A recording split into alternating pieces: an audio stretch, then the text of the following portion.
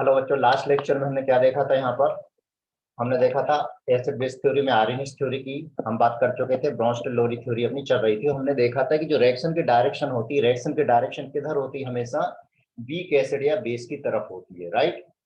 अब यहाँ पर एक पॉइंट है, उसी के आगे हम बात करते हैं। नोट, काउंटर आयन क्या होते हैं? रिएक्शन में जो दोनों तरफ देखते हैं वो कहलाते हैं काउंटर आयन। काउंटर आयन जैसे कि अगर मैंने NaOH और HCl की रिएक्शन की, सॉरी NaCl को वाटर में डिजोल्व किया, वाटर में डिजोल्व करने पर अगर हमें ऐसा लग रहा है कि क्या मिलेगा, NaOH मिलेगा प्लस HCl मिलेगा, ठीक। तो इसका मतलब है कि नमक का पानी पीने से क्या हो जाएगा? मुंह जल जाएगा, क्योंकि एसिड बना और साथ में मुंह कड़वा लगेगा, क्योंकि बेस यानी NaOH बना। तो ऐसा कुछ भी नहीं होता है। क्यों नहीं होता है? क्योंकि NaOH यहाँ पर स्ट्रॉन्ग बेस है। स्ट्रॉन्ग बेस होने की वजह से Na प्लस और OH माइनस में कन्वर्ट हो जाएगा, HCl H प्लस और Cl माइनस में कन्वर्ट हो जाएगा। तो क्या मैं इसको ऐसा लिख सकता हूँ कि Na plus Cl minus plus H2O, क्योंकि NaCl यानी आयंस के फॉर्म में रहेगा। वापस से क्या बना? Na प्लस और H प्लस, Na प्लस और OH minus plus plus plus plus plus H plus और Cl माइनस, क्योंकि दोनों मिलकर के फिर से क्या फॉर्म कर लेंगे? वाटर फॉर्म कर लेंगे। तो यहाँ पर देखिए Na प्लस और Cl माइनस ये क्या कहलाते हैं? काउंटर आयन कहलाते हैं, ठीक है ना। तो काउंटर आयन कभी भी, काउंटर आयन का कोई ना डिसोसिएट करते हैं किसी को, ना ही एसोसिएट करते हैं। क्लियर? तो counter ion of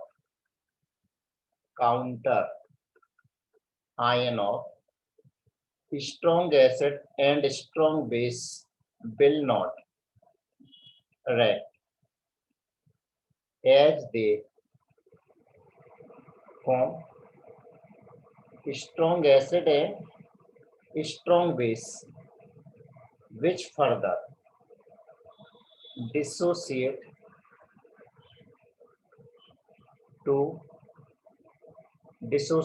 into ions completely. जैसे एग्जांपल लिया हमने, Na प्लस की रिएक्शन क्या वाटर से होगी? वो हमें क्या लगता है क्या बनना चाहिए? NaOH बनना चाहिए प्लस H प्लस। लेकिन ये NaOH स्ट्रॉन्ग बेस है तो ये completely Na plus plus OH minus में डिसोसिएट हो जाएगा। तो Na प्लस को मैं यहाँ क्या बोल सकता हूँ? Na प्लस को बोल सकता हूँ यहाँ पर काउंटर आयन। ठीक है, ये बात क्लियर हो गई। अब हम बात करते हैं किसकी? नेक्स्ट पॉइंट है हमारा ऑटोप्रोटोलिसिस।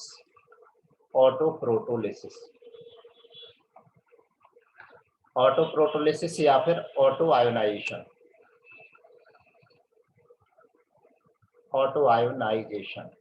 जैसे हमने वाटर के बारे में देखा था कि वाटर एसिड की तरह बिहेव करता है, बेस की तरह भी बिहेव करता है, दोनों की तरह बिहेव करता है। ये देखा था कि H2O HCl के साथ बेस की तरह बिहेव करता है और अमोनिया के साथ एसिड की तरह बिहेव करता है। यानी वाटर का एक मॉलिक्यूल अगर एसिड की तरह बिहेव करे और दूसरा मॉलिक्यूल बेस की तरह बिहेव करे, ये प्रोटॉन डोनर है तो एसिड हो गया, और एक H2O मॉलिक्यूल क्या कर रहा है? प्रोटॉन दे रहा है, इसलिए क्या हो गया? वो एसिड हो गया। और दूसरा मॉलिक्यूल प्रोटॉन ले रहा है, इसलिए क्या बन गया? बेस बन गया। तो ये बना लेगा H3O plus plus OH minus. Clear? तो यहाँ पर ये एसिड और एक बेस है। तो वाटर का कौन सा नेचर हो गया? वाटर का नेचर कौन सा हो गया? वाटर का नेचर हो गया यहाँ पर ऑटोप्रोटोलिसिस या एम्फीप्रोटिक नेचर हो गया, राइट।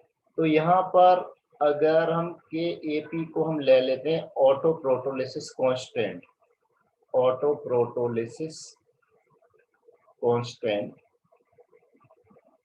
ऑटोप्रोटोलिसिस कांस्टेंट की वैल्यू हो जाएगी H3O plus into OH minus. ये क्लियर हो जाएगी। इसी तरह से दूसरा एग्जांपल ले लेते हैं हम, किसके लिए? अमोनिया के लिए। अमोनिया में भी सेम ऐसी कंडीशन हो सकती है। अमोनिया का एक मोल प्रोटॉन दे देगा, NH4 प्लस बना, एक प्रोटॉन दे देगा और एक प्रोटॉन ले लेगा। तो यहाँ पर भी अमोनिया के लिए ऑटोप्रोटोलिसिस कांस्टेंट इक्वल टू हो जाएगा NH4 plus into NH2 minus. ठीक वैसे ही फॉर्मिक एसिड के लिए भी हम कर सकते हैं।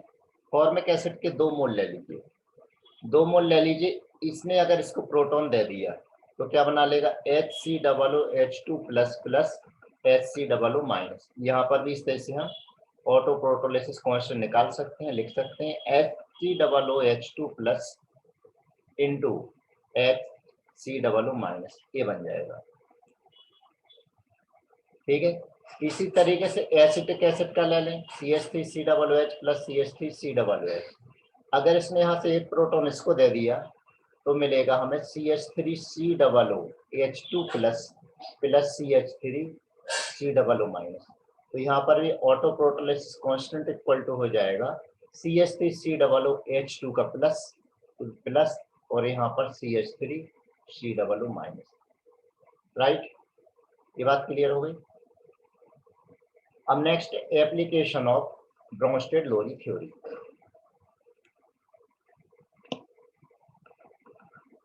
Application of Bronsted Lowry theory.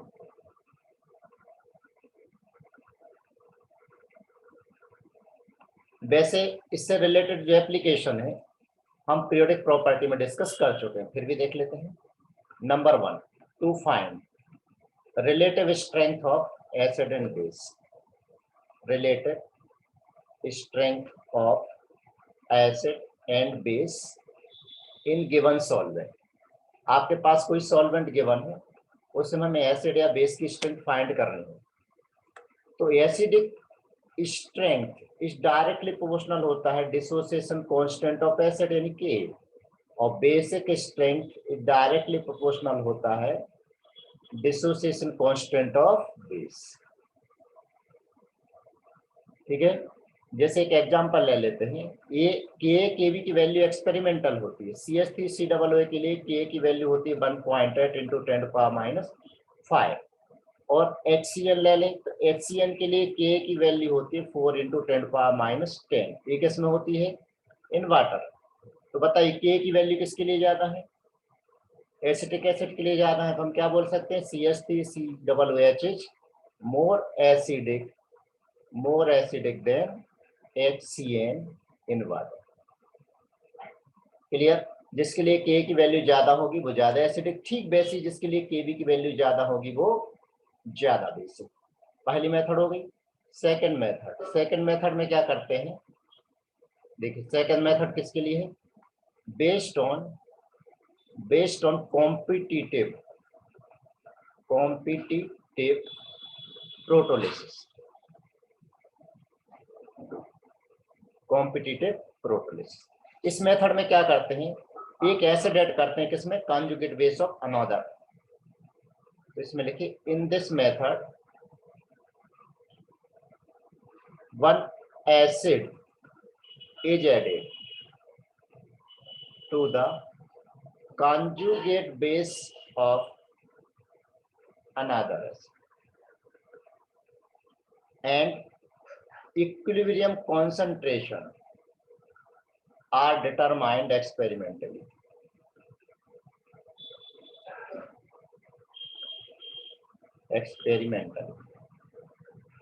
ठीक है ना? कैसे? देखिए जैसे एग्जांपल ले लें, क्या किया हमने? when C2H5O- is added to water। C2H5O- क्या है? किसी का कॉन्जुगेट बेस है, उसने वाटर को ऐड किया। तो C2H5O- को वाटर में ऐड किया तो वाटर से प्रोटॉन ले लेगा। ये प्रोटॉन ले रहा है मतलब ये बेस हो गया, और ये क्या हो गया? एसिड हो गया। फिर यहाँ पर इक्विलिब्रियम कॉन्सेंट्रेशन हम फाइंड करते हैं। इक्विलिब्रियम कॉन्सेंट्रेशन फाइंड करते हैं तो क्या पता लगता है? क्या पता लगता है कि C2H5OH का इक्विलिब्रियम कॉन्सेंट्रेशन कम होता है और वाटर का इक्विलिब्रियम कॉन्सेंट्रेशन ज्यादा होता है। इसी तरह से C2H5O- का इक्विलिब्रियम कॉन्सेंट्रेशन ज्यादा होता है और OH- का इक्विलिब्रियम कॉन्सेंट्रेशन कम होता है। ये ज्यादा इसलिए स्ट्रॉन्ग बेस हो गया, स्ट्रॉन्ग एसिड हो गया तो ये वीक एसिड हो जाएगा और ये वीक बेस हो जाएगा। Therefore C2H5O- is strong base than OH-। ये बात क्लियर हो गई? ठीक है ना? यानी एक्सपेरिमेंटली हमने क्या फाइंड किया? यहाँ पर इक्विलिब्रियम कॉन्सेंट्रेशन फाइंड कर लीजिए। इक्विलिब्रियम कॉन्सेंट्रेशन फाइंड करके कंपेयर कर लिया। नेक्स्ट एप्लीकेशन इसका acidic nature of hydra acid,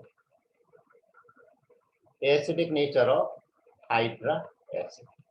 अब एसिडिक नेचर में नंबर 1 अलोंग पीरियड, पीरियड के along acidic nature it directly proportional to difference of electronegativity. जैसे कार्बन, कार्बन का CH4, नाइट्रोजन का अमोनिया, ऑक्सीजन का वाटर और फ्लोरीन का H है, ये है। अब यहाँ पर बताइए जो इलेक्ट्रोनेगेटिविटी है फ्लोरीन की ज्यादा है, कार्बन की इलेक्ट्रोनेगेटिविटी कम है। इसका मतलब ये हो गया कि CH4 का एसिडिक नेचर कम है, अमोनिया का एसिडिक नेचर ज्यादा, वाटर का और ज्यादा, HF का और ज्यादा। ये हमने किसकी बात कर ली, एसिडिक नेचर की बात कर ली। तो यहाँ पर वीक एसिड हो गया, ये स्ट्रॉन्ग एसिड हो गया। अब हमें मालूम है कि इसमें से अगर हम एक प्रोटॉन निकाल देंगे, एक प्रोटॉन निकाल दीजिए, क्या बना, CH3 माइनस यानी कॉन्जुगेट बेस बना, NH2 माइनस कॉन्जुगेट बेस बना, OH माइनस कॉन्जुगेट बेस बना, F माइनस कॉन्जुगेट बना। वीक एसिड का कॉन्जुगेट बेस क्या होता है, स्ट्रॉन्ग कॉन्जुगेट बेस, और ये वीक कॉन्जुगेट बेस, राइट। तो ये आ गया हमारा basic nature of conjugate base. Bronsted Lowry theory क्या कहती है कि एसिड जितना स्ट्रॉन्ग होगा उसका कॉन्जुगेट उतना वीक होगा। तो CH4 अगर वीक एसिड है तो उसका कॉन्जुगेट क्या होगा, फिर स्ट्रॉन्ग होगा। तो देखिए यहाँ पर डाउन द ग्रुप भी क्या हो रहा है, बढ़ रही है, और लेफ्ट टू राइट भी एसिडिक नेचर बढ़ रहा है और डाउन द ग्रुप भी बढ़ता है, लेकिन दोनों के रीजन अलग अलग होते हैं। डाउन द ग्रुप, तो down the group acidic nature inversely proportional to thermal stability, या फिर एक्सटेंट ऑफ ओवरलैपिंग, जितना कम होगा एसिडिक नेचर उतना ज्यादा होगा, या inversely proportional to extent of overlapping. ठीक है, तो down the group thermal stability कम होती है, हम पीरियोडिक प्रॉपर्टी में देख चुके हैं। Down the group thermal stability decreases, therefore acidic nature increases. ठीक है, एग्जांपल ले लेते हैं, HF, HCl, HBr और HI। तो ये एसिडिक नेचर का ऑर्डर ये हो जाएगा, ये हो गया एसिडिक नेचर का ऑर्डर। तो कॉन्जुगेट बेस क्या मिलेंगे, F minus Cl minus Br minus I minus. तो कॉन्जुगेट बेस का जो बेसिक नेचर है उल्टा हो जाएगा, basic nature of conjugate base. तो यहाँ पर एक वीक एसिड है और HI क्या है, स्ट्रॉन्ग एसिड, और ये क्या है वीक, ये क्या है स्ट्रॉन्ग बेस, और ये क्या है वीक बेस। ठीक, ये बात क्लियर हुई। ठीक वैसे ही दूसरा एग्जांपल ले लें, H2O, H2S, oxygen, sulphur, selenium और टेल्यूरियम। एक इसका ऑर्डर हो गया, ये ऑर्डर हो गया एसिडिक नेचर। ठीक, तो ये वीक एसिड है यहाँ पर, और ये क्या है स्ट्रॉन्ग एसिड। इसका कॉन्जुगेट बेस बनाइए, OH minus, SH minus, HSE minus, HTE minus. तो फिर ये कॉन्जुगेट बेस का बेसिक नेचर हो जाएगा, basic nature of conjugate base. Strong base हो गया और ये वीक बेस हो गया। ठीक है, ये क्लियर हो गया।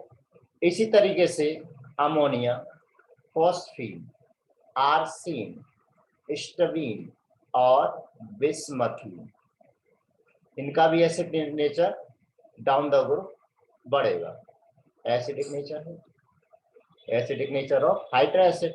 अब इसका कॉन्जुगेट बेस बनाइए, तो NH2 minus, PH2 minus, AsH2 minus, SbH2 minus और BiH2 माइनस।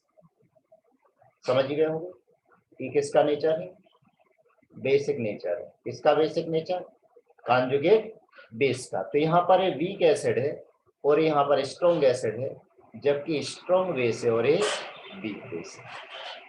ठीक है ना। नेक्स्ट कंसेप्ट है ऑक्सी एसिड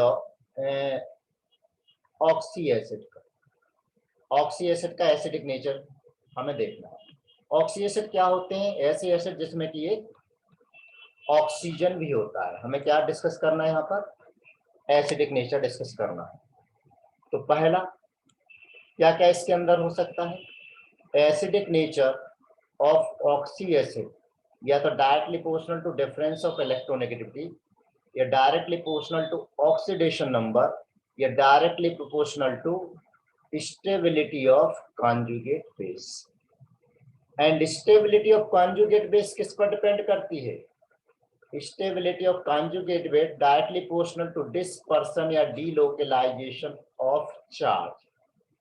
डिस्पर्सन या डीलोकेलाइजेशन ऑफ चार्ज, जिसको हम डिटेल में ऑर्गेनिक केमिस्ट्री में स्टडी करेंगे।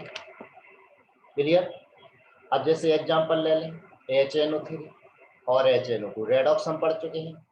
रेडॉक्स हम पढ़ चुके, ऑक्सीडेशन नंबर यहाँ पर हम फाइंड करेंगे। किसकी? नाइट्रोजन के ऑक्सीडेशन नंबर फाइंड करो। तो यहाँ नाइट्रोजन के ऑक्सीडेशन नंबर है +5, यहाँ पर कितनी है? +3। तो ऑब्वियसली इसका एसिडिक नेचर ज्यादा है, एसिडिक नेचर HNO3 का ज्यादा है।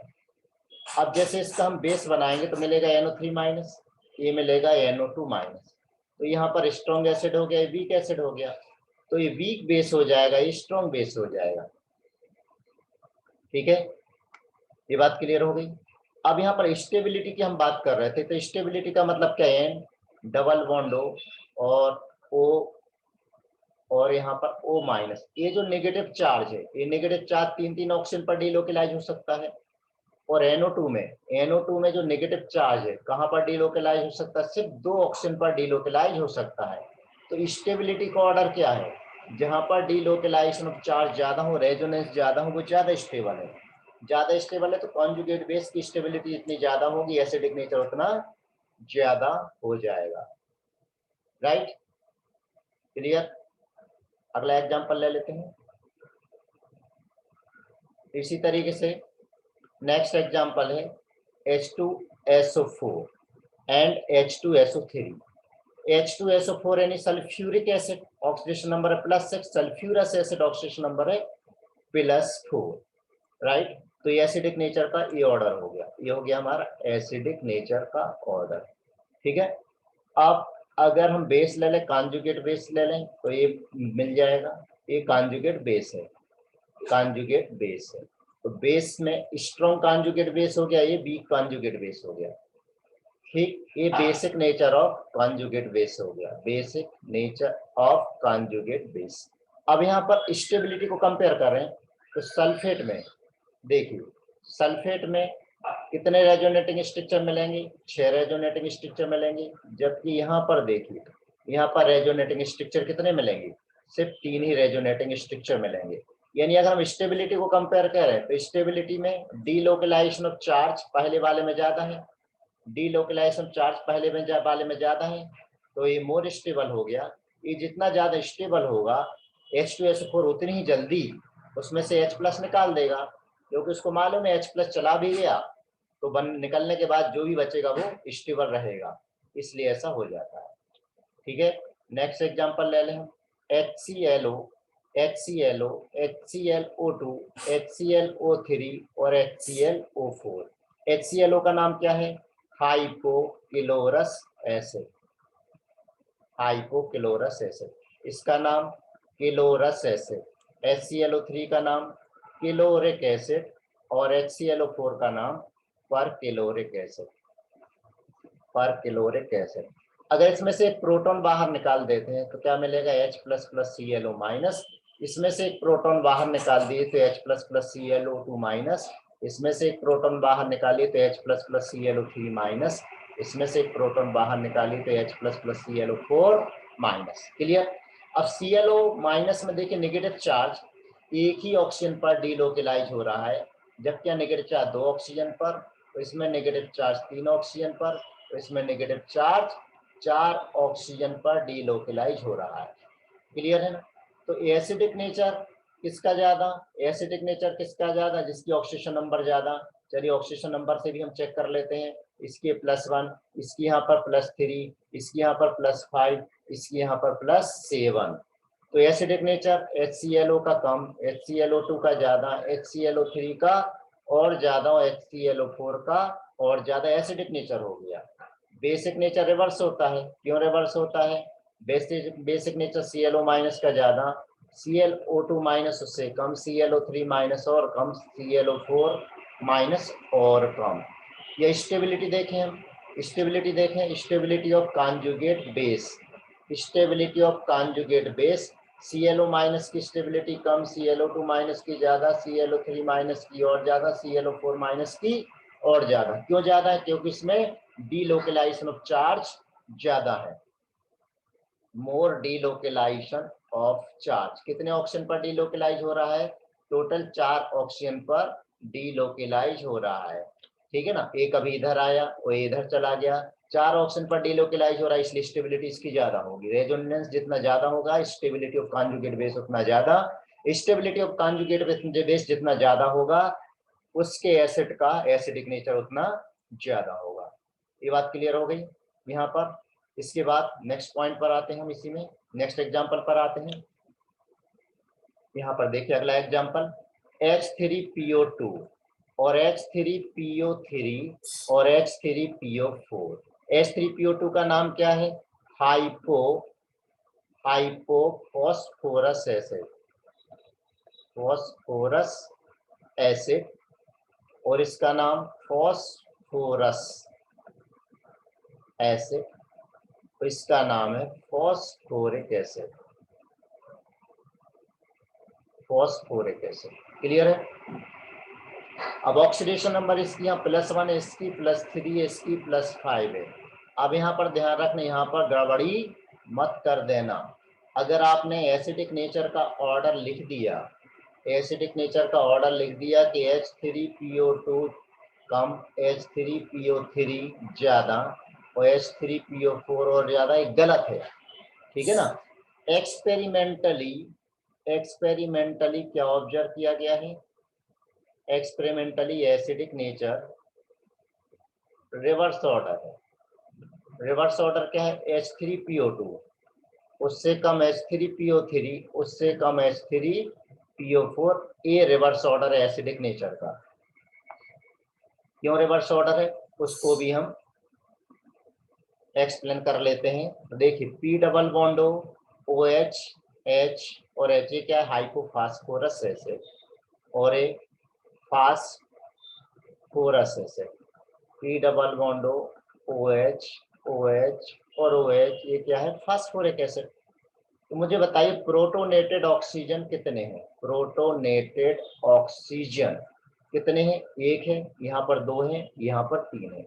अनप्रोटोनेटेड ऑक्सीजन, प्रोटोनेटेड ऑक्सीजन वो कितने हैं? अनप्रोटोनेटेड ऑक्सीजन यहाँ 1 है, यहाँ 1 है और यहाँ पर भी 1 ही है। ठीक है ना? तो एक्सपेक्टेड ऑर्डर और रियल ऑर्डर तो हमने देख लिया है।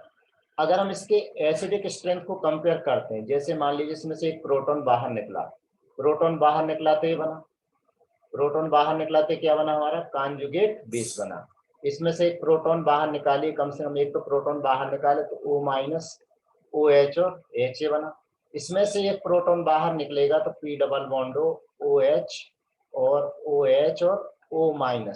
अब यहाँ पर देखिए समस्या क्या आ रही है यहाँ पर कि इसमें तो ये सीधा सीधा रेजोनेंस में चला गया, लेकिन इसमें जब ये रेजोनेंस में जाएगा उसी समय जो OH के पास लोन पेयर है वो भी बैठी है, बोली मैं भी जाऊंगा रेजोनेंस में।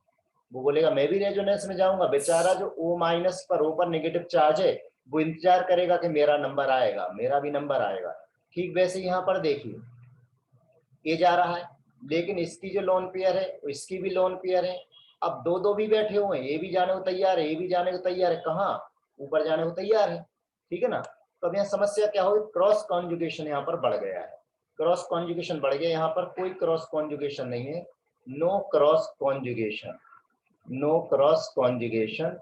और यहाँ पर क्रॉस कॉन्जुगेशन प्रेजेंट है, क्रॉस कॉन्जुगेशन प्रेजेंट यहाँ पर बहुत ज्यादा क्रॉस कॉन्जुगेशन है तो नेगेटिव चार्ज को वहां पर जाने का मौका कम मिलेगा, तो हम क्या बोलेंगे, कम स्टेबल है। क्लियर, ये कम स्टेबल है, इसीलिए एसिडिक नेचर इस वाले का, इसके एसिड का कम होगा, तो इस पहले वाले के एसिड का ज्यादा होगा। राइट, तो इसको वर्डिंग में लिख लेते हैं हम। If we compare the Lewis structure of conjugate base of given three acid, all are stabilized by resonance। ठीक है ना, double bonded O2 attached with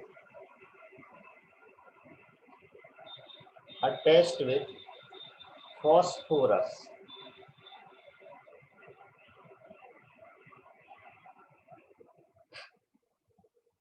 double bonded oxygen attached with phosphorus remains same in all। ठीक है ना, but number of OH groups increases the number of cross conjugation between OH and P double bond also increases। This compete with the O minus for resonance, hence affect stability of conjugate base। Right, next example इसमें hydrated metal cation, वो भी acid की तरह behave कर सकते हैं, जैसे MH2O6 times, बाहर 3 प्लस है, प्लस H2O क्या बना लेता है, MH2O5 टाइम्स OH, कितना ले लिया, 2 plus, plus H3O plus, acid की तरह बिहेव कर रहा है। जैसे एग्जांपल में M की जगह में क्या ले लो, एल्यूमिनियम ले लो। दूसरा एग्जांपल Fe या फिर एल्यूमिनियम ले लूं या फिर आयरन ले लूं, +3, एक ही बात है। इस तरीके से FeH2O6 3 प्लस, इसका मीनिंग क्या है, यहाँ पर 3 प्लस स्टेट है, और दूसरा FeO H2O6 2 प्लस, इसका मीनिंग यहाँ पर कितना चार्ज है, +2 है। तो ये ज्यादा एसिडिक है, ये ज्यादा एसिडिक है, एसिडिक नेचर यहाँ पर ज्यादा। सिमिलरली NiOH4, यहाँ 2 माइनस, ऑक्सीडेशन स्टेट यहाँ पर 2 है निकल की, और NiOH4 माइनस, यहाँ पर ऑक्सीडेशन स्टेट कितनी है, 3 है। तो ये ज्यादा एसिडिक है, मोर एसिडिक, और ये वाला लेस एसिडिक। राइट, इतनी बात क्लियर हो गई। तो यहाँ पर हम यही बोल सकते हैं, therefore acidic nature is directly proportional to Z effective of central atom। अब Z effective हम पढ़ चुके, कहाँ पर पढ़ चुके हैं, पीरियोडिक प्रॉपर्टी पढ़ चुके। Z effective जितना ज्यादा एसिडिक नेचर उतना ज्यादा हो जाएगा। तो यहां तक ये चीज क्लियर हो गई।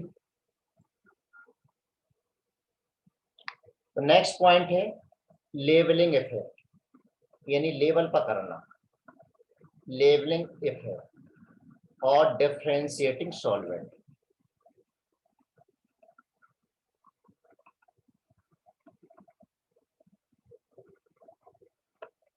ठीक है ना, तो इसमें क्या करते हैं, यहां देखिए, एसिड प्रोटॉन रिलीज करते हैं, एसिड रिलीज प्रोटॉन, जो क्या करता है, विच रिएक्ट विथ वाटर, और वाटर से रिएक्ट करके क्या फॉर्म कर लेता है, H3O+। H3O+ को क्या बोलते हैं, हाइड्रोनियम आयन, हाइड्रोनियम आयन। तो H++ H2O react to form H3O+,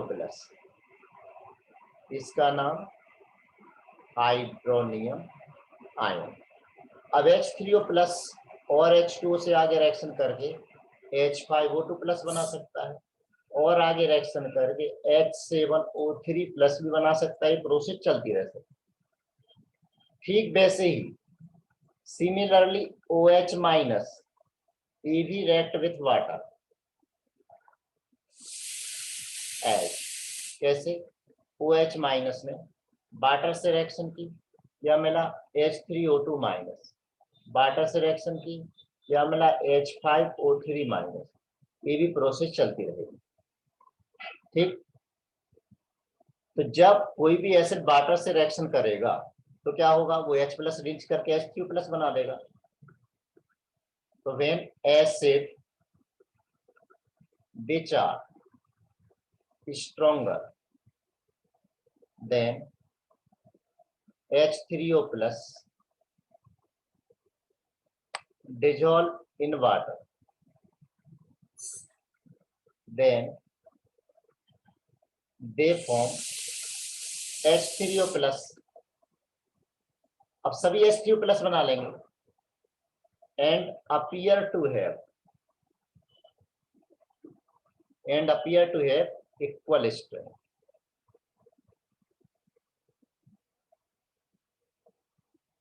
Since all the acid dissociate, मैं मिनरल एसिड की लगभग बात कर रहा हूं, dissociate completely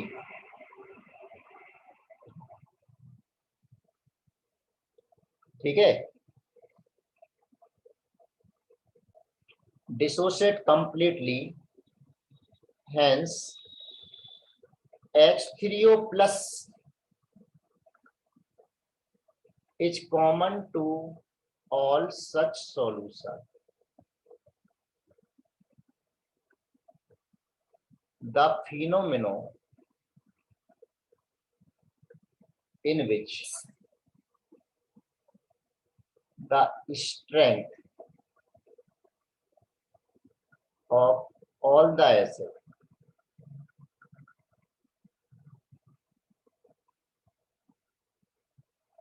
becomes equal to H3O+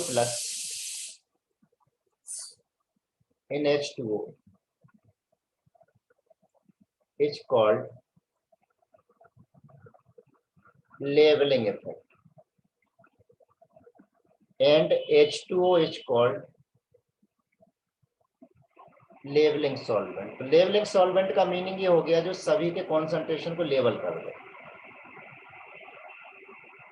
उसे हम बोल सकते हैं लेवलिंग सॉल्वेंट। ठीक है, दूसरे तरीके से हम बोल सकते हैं कि in other words the solvent in which complete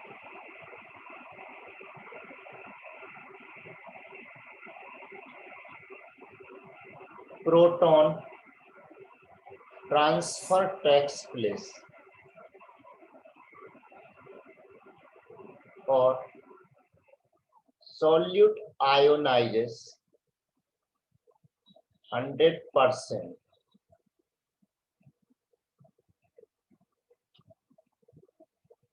is called levelling solvent. यानी सभी को 100% आयोनाइज करके उसको लेवल पे ले आए H3O+ पर, वो कहलाएगा लेवलिंग सॉल्वेंट। तो HF, HCl, HBr और HI ये क्या करते हैं, donate proton to ammonia completely. To form NH3 को प्रोटॉन मिलेगा तो NH4 बनेगा। तो अमोनिया को हम क्या बोल सकते हैं? Ammonia is levelling solvent. इसके लिए और दी जैसे इन एसिड के लिए वो लेवलिंग सॉल्वेंट। लेकिन वाटर में क्या होगा? वाटर में क्या होगा? Where H in H2O, HF is partially dissociated and HCl and HBr and HI completely dissociated. HF partially dissociate हुआ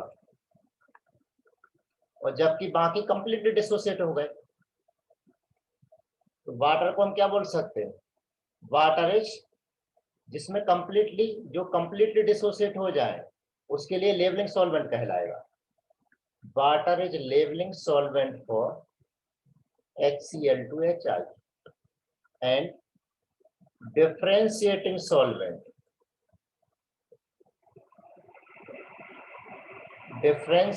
solvent किसके लिए?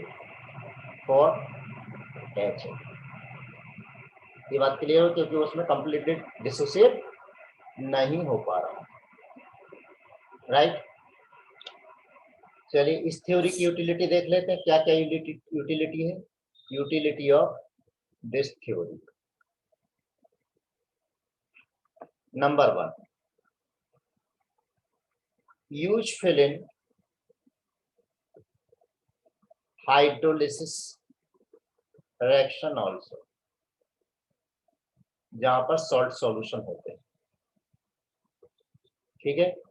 Second, explain in terms of proton only.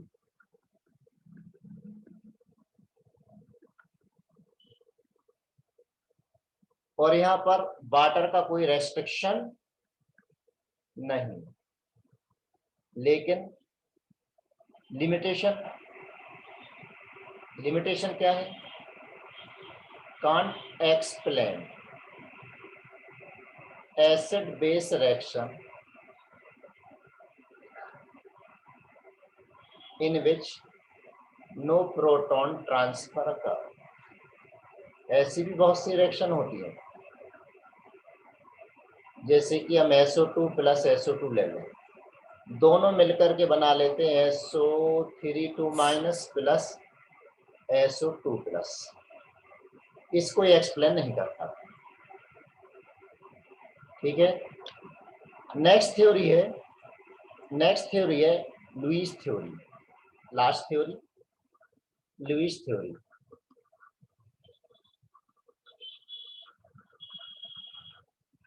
Lewis theory क्या कहती है?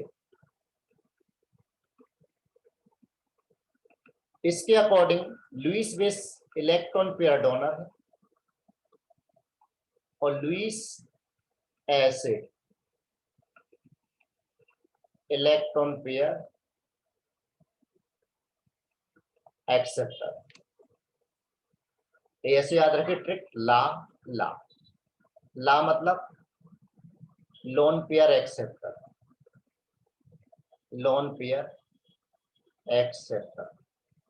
और ला का मतलब लुईस एसिड। ठीक है। तो जब Lewis acid and Lewis base react करते हैं, कोऑर्डिनेट बॉन्ड बनता है टू फॉर्म कोऑर्डिनेट बॉन्ड।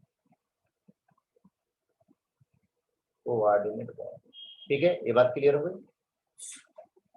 जैसे एक एग्जांपल ले लें, अमोनिया के पास लोन पेयर है BF3, इसका ऑक्टेट कंप्लीट नहीं है।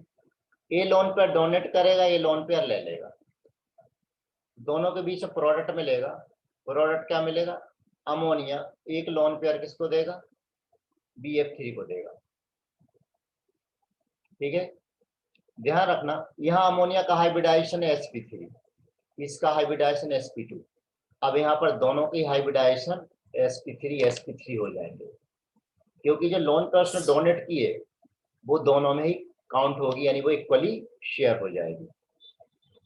इसी तरीके से ले लें हम NH3 प्लस H प्लस, ये बना NH4 प्लस, राइट। एक ब्रोंस्टेड एसिड हो गया, एक लुईस एसिड हो गया, एक लुईस बेस हो गया। अब इसका क्लासिफिकेशन देख लेते हैं। क्लासिफिकेशन ऑफ लुईस बेस बहुत ईजी है। लुईस बेस कौन हो सकता है? इसके पास इलेक्ट्रॉन पेयर हो, लोन पेयर हो, या फिर वो नेगेटिवली चार्ज हो। तो first, all negatively charged species, जैसे example OH minus, X minus, O2 minus, Cn minus, etcetera. Second, species containing lone pair of electron, lone pair of electron। इसके example ammonia का पूरा खानदान एंड इट्स फैमिली। इसमें nitrogen पर lone pair है, जैसे कि 1 degree amine, 2 degree amine, 3 degree amine, देखिए सभी पर लोन पेयर है। हाइड्राजीन NH2NH2, इसका नाम हाइड्राजीन, हाइड्राजीन, ये भी बेसिक है। और ethylene diamine CH2NH2, CH2NH2 short में EN लिखते हैं, इथिलीन डायमीन, ये भी कैसा है? बेसिक है। और देखिए पिरिडीन, बेंजीन रिंग में कार्बन की जगह एक नाइट्रोजन लगा दीजिए, उसका नाम है पिरिडीन। और example alcohol, ether, water, H2O2 etcetera, ये सब क्या है? ये सारे के सारे हैं लुईस बेस। सेकंड इसमें से सेकंड है लुईस एसिड। लुईस एसिड कौन? जिसका ऑक्टेट इनकम्प्लीट हो या फिर वैकेंडी ऑर्बिटल्स हो, वो वाले। जैसे इसके एग्जांपल, पहला electron deficient species. Electron deficient species में जैसे ले लें हम BeCl2, बोरॉन के हैलाइड, ElCl3, B2H6, या फिर B ट्राइमिथाइल बोरॉन, ये ले लीजिए। अब BH3, ये बोरॉन फैमिली में या फिर बॉन्डिंग में आप पढ़ चुके हैं, BF3, BCl3, BBr3 और Bi3। इसका जो लुईस एसिडिक नेचर है वो बढ़ते जाता है। क्यों? स्ट्रेंथ ऑफ लुईस एसिड, क्यों? Because of back bonding, because of back bonding. तो बैक बॉन्डिंग में आप डिस्कस कर चुके हैं। कौन सी बैक बॉन्डिंग होती है इसमें? पी पाई बैक बॉन्डिंग होती है। तो BF3 EF minus, BF3 Lewis acid, तो ये लुईस बेस, इससे रिएक्शन करेगा तो BF4 माइनस बन जाएगा, यानी इसमें भी कोऑर्डिनेट बॉन्ड मिल जाएगा, कोऑर्डिनेट बॉन्ड। ठीक, अब यहां पर ध्यान रखना है, नोट पहला AlF3 H आयनिक। आयनिक का मतलब क्या है? Al पर +3 और F पर माइनस, तो ये लुईस एसिड नहीं है, हैंस है कंप्लीट ऑक्टेट, हैंस है कंप्लीट ऑक्टेट। दूसरा एक्वस AlCl3 है कंप्लीट ऑक्टेट। क्यों? क्योंकि आयनाइज होकर के वाटर में आयनाइज हो जाता है। Aqueous Al3 form Al3 plus aqueous complete octet है। 3Cl minus complete octet. Al2Cl6 इसमें क्या है 4 electron 3 centre bond. 4 electron 3 centre bond में इधर और इधर Cl Cl Cl और Cl। ठीक है, पहला तो हो गया। अगला example, next example, species having complete octet. Complete octet पेट भरा हुआ है लेकिन पेटी खाली है, बट है वैकेंट d ऑर्बिटल्स। जैसे example SiX4 SnX4 PX3 PF5 PiCl4 germanium tetrahalide SF4 SeF4 etcetera. इसे PCl5Cl माइनस से रिएक्शन करके PCl6 माइनस बना दो। SiF4 2F माइनस से रिएक्शन करके SiF6 2 माइनस फॉर्म कर लेता है।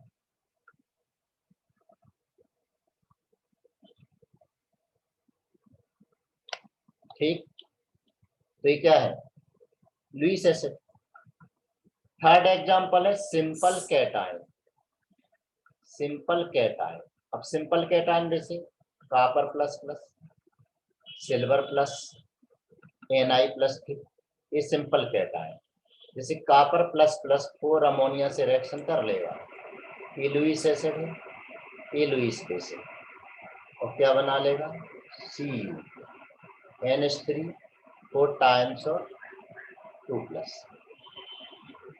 Ag plus react with 2 mole of ammonia, ये लुईस एसिड, ये Lewis base, 2 form AgNH3 whole twice। ठीक है, अब यहां पर ध्यान देना, strength of Lewis acid directly proportional to Z effective of central metal. Central metal का इफेक्टिव न्यूक्लियर चार्ज जितना ज्यादा होगा, लुईस एसिडिक नेचर उतना ज्यादा होगा। जैसे एग्जांपल Fe+3 का लुईस एसिडिक नेचर ज्यादा, +2 का कम। Na+3 का ज्यादा, Na+2 का कम। Mn+7 का ज्यादा, Mn+2 का कम। Li+ का ज्यादा, Na+K+ का कम। Li+ का कम, B++ का ज्यादा, और Al+3 का लुईस एसिडिक नेचर और ज्यादा हो जाएगा। ठीक है, फोर्थ है species having multiple bond between dissimilar atom.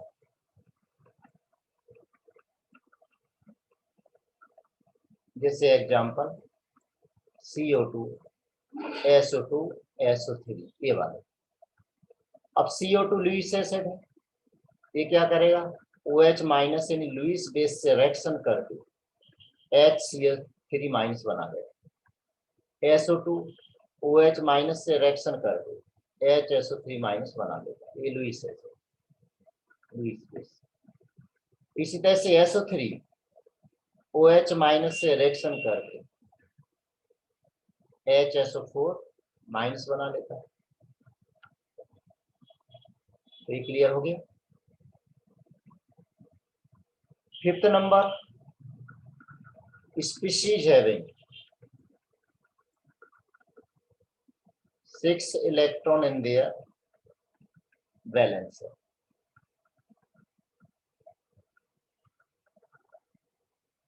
Example, oxygen, sulphur. जैसे SO3 2 माइनस, ऑक्सीजन के साथ जिसमें 6 इलेक्ट्रॉन, वो लुईस एसिड की तरह बिहेव कर रहा है। ये लुईस बेस क्या बना लेता है, SO4 2 माइनस यानी sulphate ion. SO3 2 minus plus sulphur, ये भी लुईस एसिड की तरह बिहेव करता है। ये लुईस बेस की तरह बिहेव करता है, S2O3 2 माइनस। इसका नाम सल्फेट आयन और ये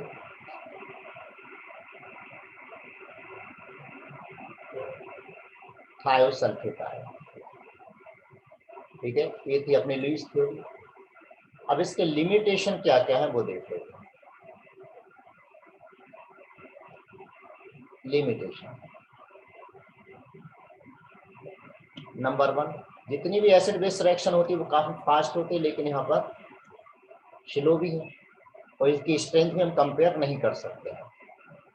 the strength of Lewis acid और लुईस बेस किस पर डिपेंड करती है, depends on the type of reaction, depend on the type of reaction, hence it is not possible to arrange them in proper order। First ये हो गया। Second,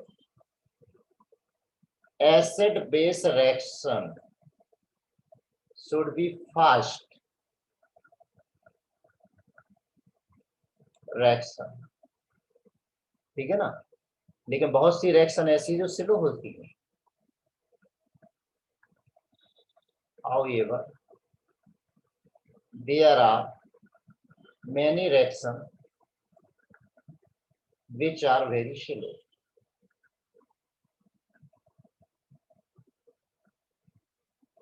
ठीक है, ये बात क्लियर हो गई।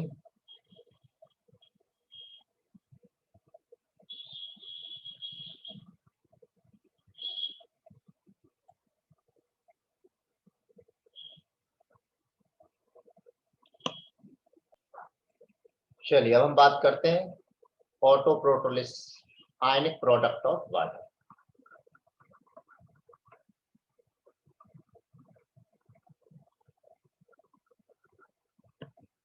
या फिर ऑटोप्रोटोलिसिस कांस्टेंट। इसको KW से रिप्रेजेंट करते हैं। W means water. ये तो है, मान लो कि वाटर क्या है, वीक इलेक्ट्रोलाइट, आसानी से यानी बहुत ज्यादा एक्सटेंट ऑफ करंट इसमें से पास नहीं किया जा सकता है। Water is weak electrolyte and dissociated as, जैसे H2O डिसोसिएट होकर के बनाता है H++OH-। तो K इक्विलिब्रियम इक्वल टू हो जाएगा H+ into OH- divide by H2। ऐसा भी लिख सकते हैं, K equilibrium into H2O equal to H+ into OH-। Correct. इसी को लिखा जाता है KW equal to H+ into OH-। तो KW क्या है यहाँ पर, KW यहाँ पर K इक्विलिब्रियम इंटू H2O। ठीक है, अब KW को यहाँ क्या बोलते हैं, के डब्ल्यू को हम बोलते हैं ionic product of water, ionic product of water. ये किस पर डिपेंड करता है? Depends on temperature. As the temperature increases KW increases. और इसको कैसे कैलकुलेट करते हैं? log 10 KW2 KW1 equal to delta HY 2.303 R into 1/T1 minus 1/T2। Temperature Kelvin में रखना है। यहाँ पर KW2 क्या है? Ionic product of water at T2 temperature, ionic product of water at T2। और KW1 क्या है? Ionic product of water at T1। ठीक है ना। और डेल्टा H क्या है? Enthalpy of dissociation of water, enthalpy of dissociation of water, ये क्या होता है? Delta H। ठीक है। R यूनिवर्सल गैस कांस्टेंट है, तो अलग अलग टेम्परेचर पर हम इस तरीके से KW की वैल्यू फाइंड कर सकते हैं, राइट। अब 25 डिग्री सेल्सियस पर KW की वैल्यू होती 1 into 10⁻⁻14 mole to the power 2 litre to the power -2, यानी मोल पर लीटर टू द पावर 2। ठीक है। और प्योर वाटर में, इन प्योर H2O, जितना H प्लस होता है उतना ही OH होता है। और हमें मालूम है कि KW equal to H plus into OH minus. तो वैल्यू पुट कर दीजिए, KW equal to H plus OH की जगह भी मैं क्या लिख सकता हूँ? H प्लस लिख सकता हूँ, यानी H प्लस का square. H plus equal to root of KW, right. तो AH plus equal to KW की वैल्यू कितनी है? 25 पर 1 इंटू 10⁻⁻14 यूनिट मोल पर लीटर का square. AH plus equal to हो जाएगा 1 इंटू 10⁻⁻7 मोल पर लीटर। कब? प्योर वाटर में होगा। ये कब होगा? प्योर वाटर में। ये बात क्लियर हो गई? Hence, in pure water,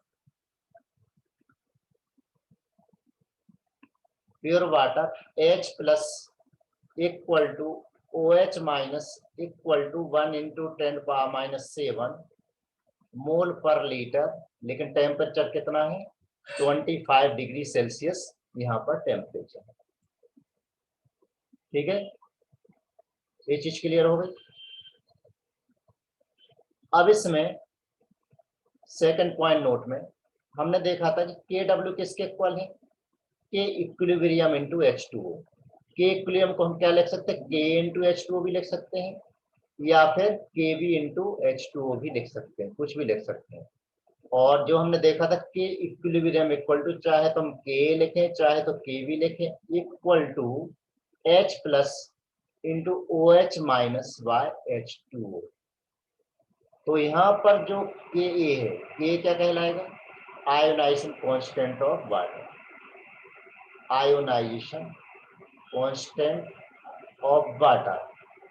ए मतलब एसिडिक और बी मतलब बेसिक। ये इक्विलिब्रियम कांस्टेंट ऑफ वाटर, उसका मीनिंग यही है।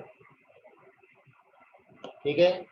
तो थर्ड पॉइंट में हमने अभी क्या देखा कि KW इक्वल टू हो गया KA इंटू H2, और KA इक्वल टू हो जाएगा KW बाय में H2O। और KW की वैल्यू रूम टेम्परेचर पे कितनी होती है? 1 × 10⁻⁻14। वाटर की कितनी होती है? 1000/18 यानी 55.5। तो KA इक्वल टू हो जाएगा 18 इंटू 10⁻⁻17। ये किसकी वैल्यू हो गई? KA की वैल्यू हो गई। किसके लिए? KA या फिर KB की वैल्यू होगी वाटर के लिए। अब वाटर का डिग्री ऑफ डिसोसिएशन भी हमें फाइंड करना है, degree of dissociation of H2O। तो डिग्री ऑफ डिसोसिएशन मालूम है, mole dissociated by mole taken. Water के कितने मोल डिसोसिएट हुए, यानी H प्लस डिसोसिएट हुआ है बाय मोल टेकन यानी H2O। ठीक है, तो alpha equal to H plus की वैल्यू कितनी थी प्योर वाटर में 10⁻⁻⁷ हो, H2O का मतलब 1000/18।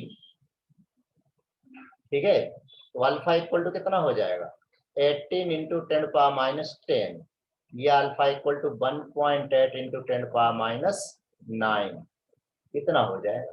तो अल्फा का परसेंट 1.8 इंटू 10⁻⁷ 100 से मल्टीप्लाई कर देंगे, ये परसेंट हो गया।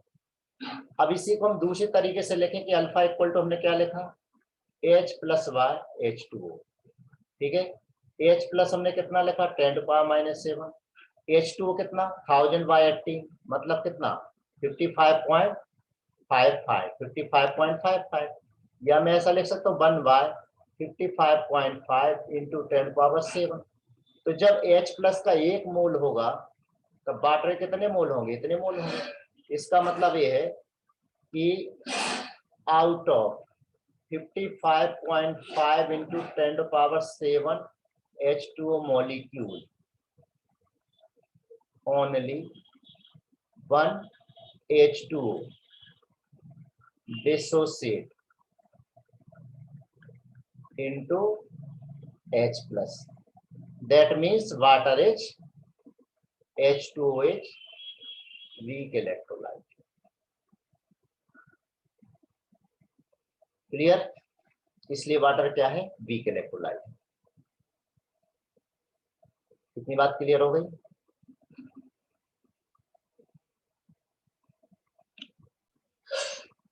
Next, relation between conjugate acid base pair.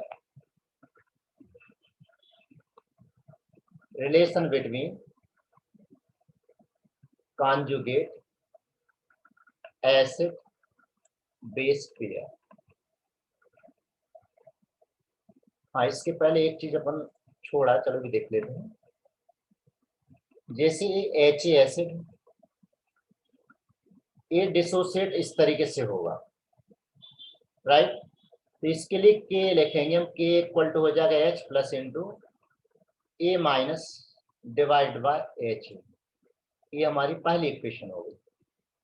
ठीक है, अब जो A माइनस बना हुआ ये क्या है, यहाँ पर कॉन्जुगेट बेस है। तो A माइनस यानी कॉन्जुगेट बेस, ये वाटर से रिएक्शन करेगा, वाटर से रिएक्शन करके वापस क्या बनाएगा HA प्लस OH माइनस, यानी एसिड बना लेगा। तो इसके लिए के इक्विलिब्रियम इक्वल टू क्या लिखेंगे HA into OH minus divide by A minus into H2O, या फिर के इक्विलिब्रियम इंटू H2O। इसको हम क्या लिखेंगे यहाँ पर OH माइनस रिलीज कर, A minus OH minus release कर रहा है, इसलिए इसको हम क्या बोले KB इक्वल टू हो गया HA into OH minus divide by A minus. ये सेकेंड इक्वेशन हो गई। अब दोनों को मल्टीप्लाई कर दो, from equation first into equation second. First क्या है H plus into A minus divide by H, और सेकंड क्या है HA into OH minus divide by A minus, divide by A minus. A minus cancer, H से H cancer, equal to क्या आ गया H plus into OH minus. यानी ये क्या था, ये K की वैल्यू थी, ये किसकी वैल्यू थी KB की वैल्यू थी, इक्वल टू क्या हो गया KW। तो इससे किसके लिए कॉन्जुगेट एसिड बेस पेयर भर के लिए, ना कि सभी के लिए, for conjugate acid base pair only. ठीक है, ये बात क्लियर हो गई।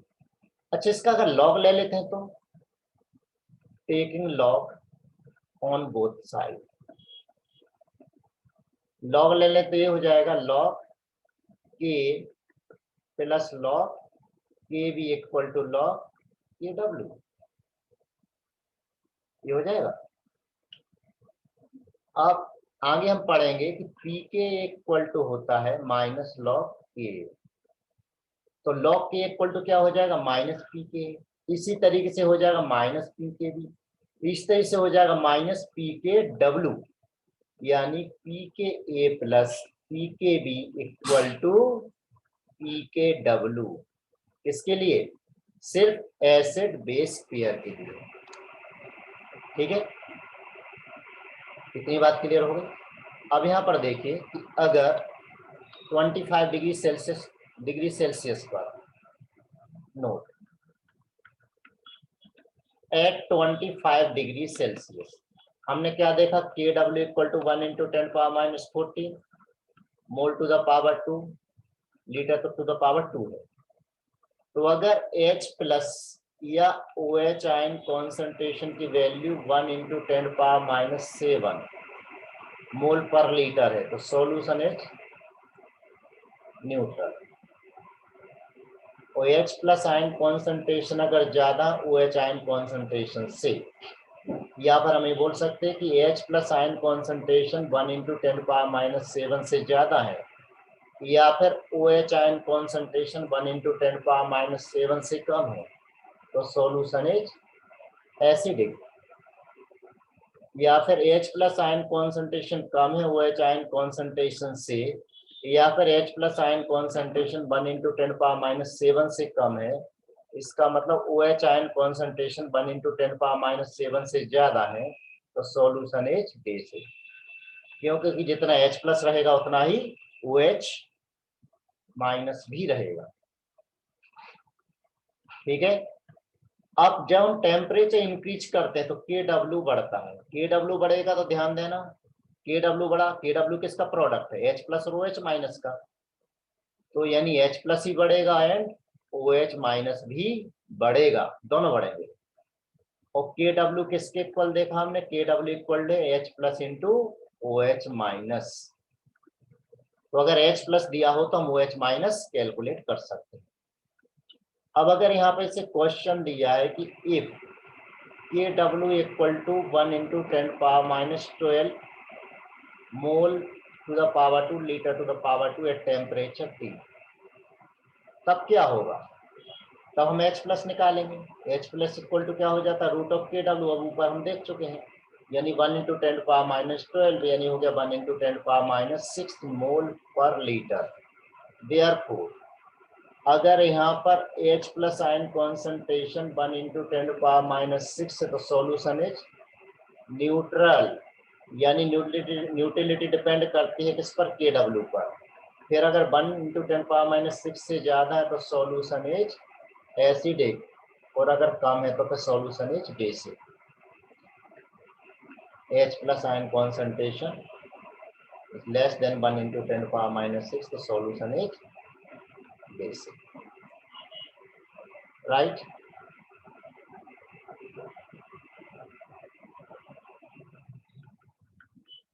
अगर के डब्ल्यू की वैल्यू सपोज कीजिए 1 इंटू 10⁻16 है एट टी टेम्परेचर, देन फिर क्या होगा, H plus equal to root of K W equal to 1 into 10⁻8 आ गया। तो अब यहाँ पर H प्लस की वैल्यू अगर 1 इंटू 10⁻8 है तो solution is neutral. H plus की वैल्यू 1 इंटू 10⁻8 से ज्यादा है तो सॉल्यूशन इज एसिडिक, और अगर H प्लस की वैल्यू 1 इंटू 10⁻8 से कम है तो सॉल्यूशन इज बेसिक। ठीक, क्वेश्चन है calculate K A for H2O at 25 degree Celsius. निकाल सकते क्या, हम निकाल के बैठे हुए हैं। क्या निकाला था हमने, के ए इंटू H2O इक्वल टू क्या था, के डब्ल्यू, तो के ए इक्वल टू के डब्ल्यू बाय H2O। के डब्ल्यू की वैल्यू कितनी है 10⁻⁻14 और के डब्ल्यू कितना है, H2O कितना है 1000/18 तो ये इक्वल टू आ जाएगा 18 इंटू 10⁻⁻7। क्लियर। नेक्स्ट है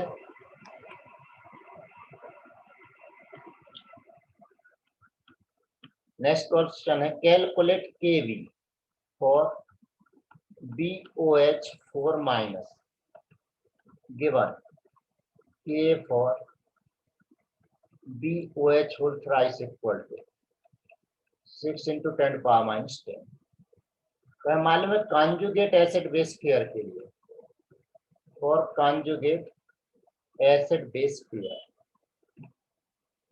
के ए इंटू के बी इक्वल टू होता है के डब्ल्यू। तो के बी इक्वल टू हो गया के डब्ल्यू बाय के। टेम्परेचर कुछ नहीं दिया तो के डब्ल्यू इतना ले लेंगे 25 मान के चलेंगे 6 इंटू 10⁻⁻10 तो आंसर आ गया 1/6 इंटू 10⁻⁻4। क्लियर। क्वेश्चन कैलकुलेट के for HCl given Kb for Cn minus इसके कॉन्जुगेट बेस के लिए Kb गिवन 2.5 इंटू 10⁻⁻5। वैसे लिख सकते हैं, वैसे सॉल्व कर सकते हैं। के क्या हो जाएगा फिर के डब्ल्यू बाय में के बी। तो के डब्ल्यू कितना है 10⁻⁻14 और ये कितना है 2.5 इंटू 10⁻⁵। 2.5 मतलब 5/2 यानी 2/5 इंटू 10⁻⁹ आंसर हो गया। तो ये चीज क्लियर हो गई। अब यहाँ कोई दिक्कत नहीं, ठीक है आगे बढ़ा जाए।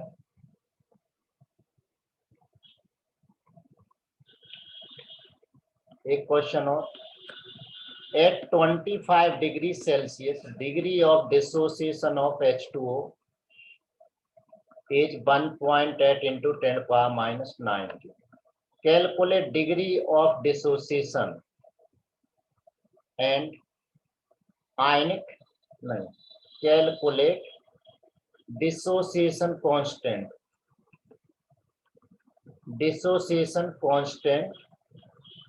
and ionic product of water। उल्टा पूछा है, आयनिक प्रोडक्ट ऑफ वाटर कैसे सॉल्व करना। डिग्री ऑफ डिसोसिएशन ये क्या होता है H/H2O राइट। अल्फा की वैल्यू दे रखी 1.8 इंटू 10⁻⁻19 तो हम यहाँ पर क्या करेंगे H प्लस की वैल्यू फाइंड कर लेंगे। H2O कितना होता है 1000/18 तो H प्लस इक्वल टू 1.8 से कितनी बार जाएगा 10 टाइम जाएगा 0 0 कैंसिल कितने जीरो बचे यहाँ पर 2 जीरो बचे। तो H प्लस की वैल्यू कितनी हो गई H प्लस की वैल्यू -9 तो कुछ ज्यादा नहीं हो गई 9 कर लो इसको -9 काफी कम हो रही थी। तो H प्लस की वैल्यू कितनी हो गई 10⁻⁻7 हो गई। अब 10⁻⁻7 हो गई तो के डब्ल्यू इक्वल टू होता है H plus into OH minus. तो प्योर वाटर में जितना H प्लस होता है उतना ही OH माइनस होता है। तो 10⁻⁷ इंटू 10⁻⁷ यानी 10⁻14 यूनिट मालूम है मोल पर लीटर का स्क्वायर। ये बात क्लियर हो गई। Next question the KW of water at two different temperature each temperature और KW 25 डिग्री सेल्सियस टेम्परेचर और दूसरा लिया मैंने 50 डिग्री सेल्सियस। 25 पर वैल्यू दे रखी 1.08 इंटू 10⁻⁻14 वही दे रखी 1.47 into 10⁻⁴।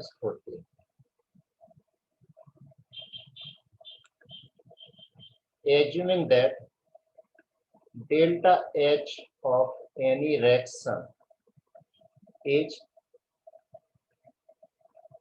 independent of temperature, calculate enthalpy of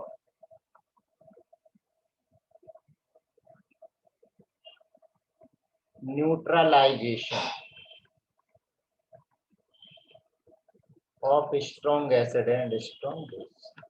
यानी मैं क्या फाइंड करना है एक्चुअल में, H प्लस और OH माइनस रिएक्शन करके जब H2 बनाते हैं तब जो यहाँ पर एंथैल्पी निकलती है उसे हमें फाइंड करना। सॉल्व कर लेते हैं, सॉल्व कर लेते हैं। सॉल्यूशन है मालूम, फार्मूला है मालूम ही है। फार्मूला क्या है इसका,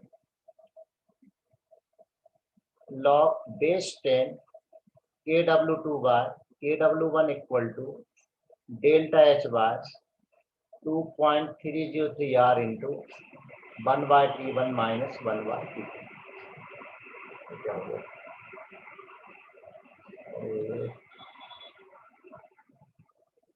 ठीक है, वैल्यू पुट कर दीजिए। तो log 5.47 इंटू 10⁻⁻14 दे रखा है, बाय 1.08 इंटू 10⁻⁻14 दे रखा है। डेल्टा H फाइंड करना है, बाय 2.303 इंटू 8.314 इंटू टेम्परेचर कितना 125 यानी 1/298 divide by 50 degree Celsius in 1/323। Solve कर लेंगे इसको, सोल्व करेंगे, सोल्व कर लेना इसको। तो इसका मैं आंसर आपको लिख देता हूँ, आंसर 5.196 इंटू 10⁻4 जूल पर मोल, ये आंसर आता है। ठीक है,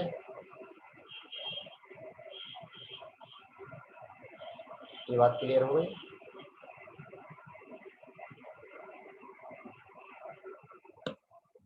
नेक्स्ट क्वेश्चन है, the percentage degree of dissociation of H2O at 25 degrees Celsius is 1.9 into 10⁻⁻7 and density of water is 1 gram per ml. Calculate ionization constant of water. कर सकते हो सर। अल्फा परसेंट कितना दिया है, 1.9 इंटू 10⁻⁻7। अल्फा इक्वल टू कितना 1.9 into 10⁻⁻7 bye 100, यानी 1.9 into 10⁻⁹। बाकी कहानी हम पिछले इसमें पढ़ चुके हैं, कोई प्रॉब्लम नहीं। ठीक है,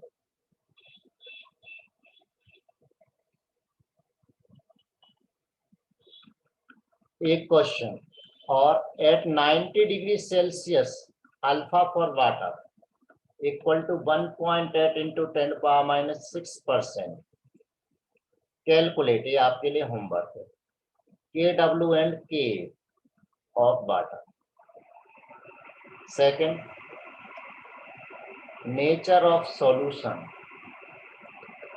हैविंग, पहला H plus equal to 10⁻⁻6, second H plus equal to 10⁻⁻7 और third H plus equal to 10⁻⁵। ध्यान देना 90 पर दिया हुआ है, तो आपको क्या निकालना है, अल्फा से पहले KW निकालना है, KW निकालना है। KW आ जाएगा तो फिर आप रूट करके H प्लस निकाल लोगे, फिर आप कंपेयर करोगे कि एसिड है कि बेसिक है न्यूट्रल। ठीक है ना, तो यहाँ तक ये अपना क्लियर हो गया। तो ये वाला क्वेश्चन आप लोगों के लिए होमवर्क करना है, होमवर्क है। अब नेक्स्ट लेक्चर में हम बात करेंगे pH स्केल। ओके, तो आज का लेक्चर यहीं क्लोज करते हैं।